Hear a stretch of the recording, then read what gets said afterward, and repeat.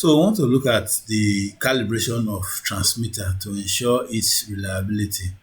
So when you talk about transmitter, what you expect from the transmitter, you expect electrical signal from the transmitter, 4 to 20 milliamp signal from the transmitter that will be sent to your controller. So that is what you'll be looking for, okay, on your transmitter at the lowest signal. Let me put it like that. You expect to have 4 milliamp. Then at the highest signal, that is from the sensor in this case now, you expect to have 20 milliamps. So that is what you look out for. Okay. So here we have the heart communicator, and then we have a calibrator. This heart communicator is what will now simulate the sensor signal to your transmitter. Are we getting it?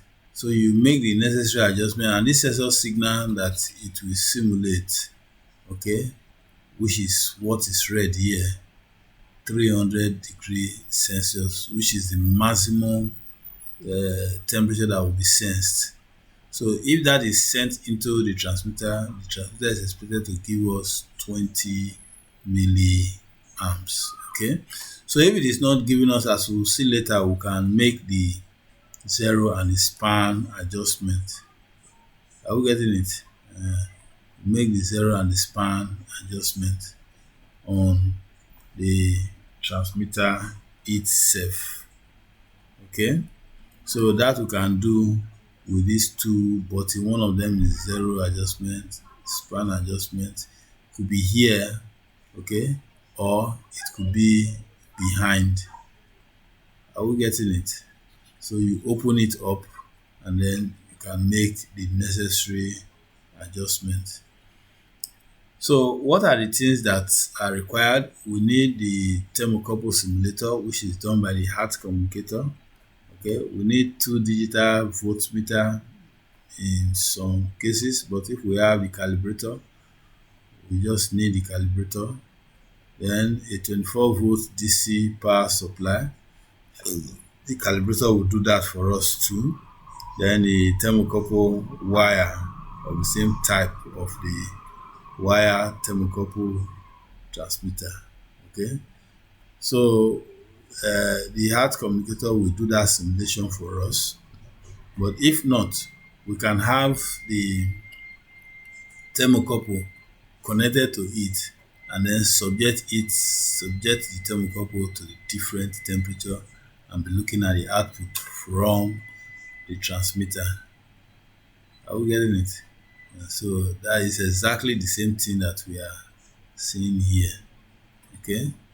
So that is what is done here now. The signal that is expected to come from the thermocouple, which could be the resistance that is equivalent to that temperature, will be sent into the input of the transmitter, and then the output is measured, and this is what we are seeing. So at 150 degrees centigrade, the output from the transmitter is expected to be 8005 milliamp. So we'll compare that with the data table. If it is okay, fine. If not, we'll make the necessary adjustment. So here is showing us the thermocouple reading, the calibration thermometer, the errors as we saw earlier. Okay. So this is also giving us the temperature range of some thermocouples. So the pressure transmitter calibration also. So we can also use the hand pump, okay, the calibrator, and then we connect it to the transmitter. We apply pressure to the high pressure side of the, okay, and that same pressure will be sensed by the calibrator. Are we getting it? Then we'll look at the output, milliamp output of the transmitter. So if we apply the maximum pressure, we are expected to have 20 milliamps.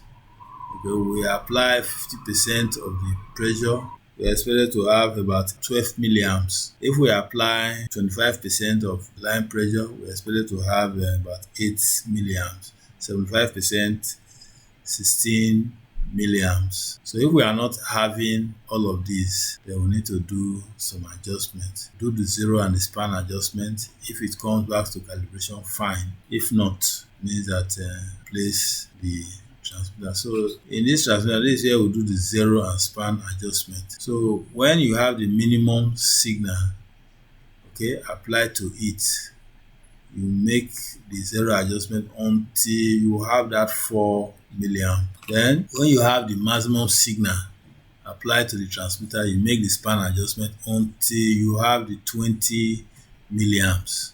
Okay, then you repeat the process again for 25, 50, 75 to see that you have the required output. So on this is for the zero and span adjustment, which is almost similar with what we have here. And this one is a button that you just have to depress behind the transmitter. So this is where you do the zero and span adjustment on this transmitter.